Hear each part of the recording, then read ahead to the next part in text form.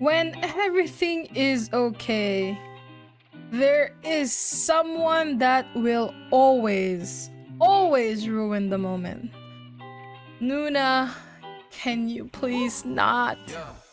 Can you please back off? Because they are having a very passionate moment right now, and you're about to ruin their moment. And we, as fans, were waiting for this moment for such a long time. 94 chapters to be exact. So, don't get my frying pan. Before we get started, I just want to remind our viewers that if you like seeing more yaoi content and would like to support this channel, please don't forget to smash that like button. Also, if you haven't done so, please subscribe to this channel and hit that notification bell. Feel free to message me in my social media at ZEALED FUJOSHI, which I'll be using to interact with viewers about more yaoi content. If that's something that interests you, feel free to follow me at ZEALED FUJOSHI. Finally, this episode will contain explicit content and a lot of manhwa spoilers. With that in mind, please proceed with caution. You have been warned.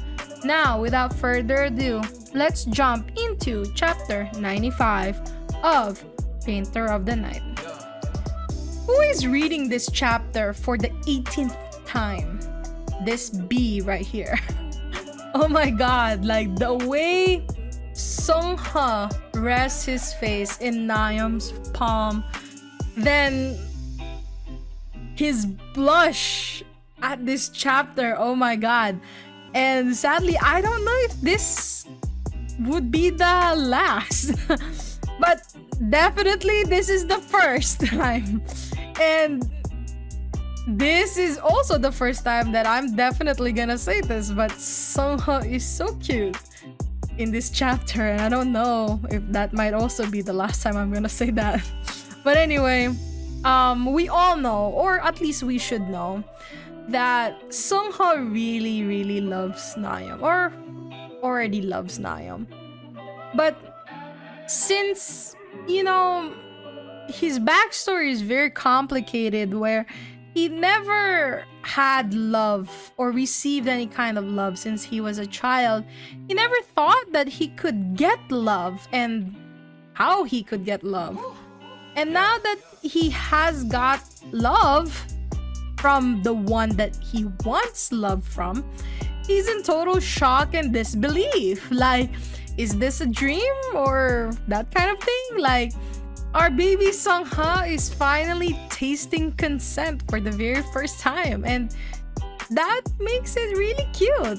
He's acting like a total virgin boy that got his first time, and I don't know why, but you know, that look on Seungho's face when Nakyum told him that he loves him just gave me butterflies in my stomach. Like, all the expression we see from Seungho in this chapter, all the playful, all the anger and stress and stoic facial expression, but that one expression where it's just complete happiness, it's so timeless. And like, I don't know what to tell you, but I took so many screenshots of this chapter, like especially that expression of like content in Seungho's face. Like, I'm just very happy, you know, because the intricacy of this story is just superb. And you know, I also have to point out the anguish and love in Seungho's eyes as he struggles to say I love you back, because I kind of feel like he wants to say it, but like since this society is really old-fashioned, like it's also, he's not allowed to. I kind of feel like he's not allowed to say it, but he wants to. And so he has no other way but to show it physically. And this bedroom scene where he's losing his mind over Nakyum is just how he can say he loves Nakyum. And oh my god, speaking of Nakyum, our baby Nakyum is grown up now. Like, my god, Lord Seungho, look at what you did to our innocent Nakyum. My god, Nakyum is getting bolder and bolder, and I think everyone in this fandom is loving every bit of it. And Lord Seungho is getting flustered from all the affection that Nakyum is giving him in this chapter. As for the ending of this chapter, let's talk about Hana Nuna. Watch her ugly walk in on them, trying to quote-unquote try to save Nakyum, and like Hana is just too much right now on the whole protect Nakyum thing, that she's definitely cock blocking them. Both of them, to be honest. Nakyum, my baby, trust Seungho for the very first time, please, and don't believe that little Nuna of yours. I mean, like, I'm not surprised though that Hana Nuna is like acting the way that she is. Like, it's not surprising that this sister is angry, because Seungho did lock her up and threaten her a couple of times, you know?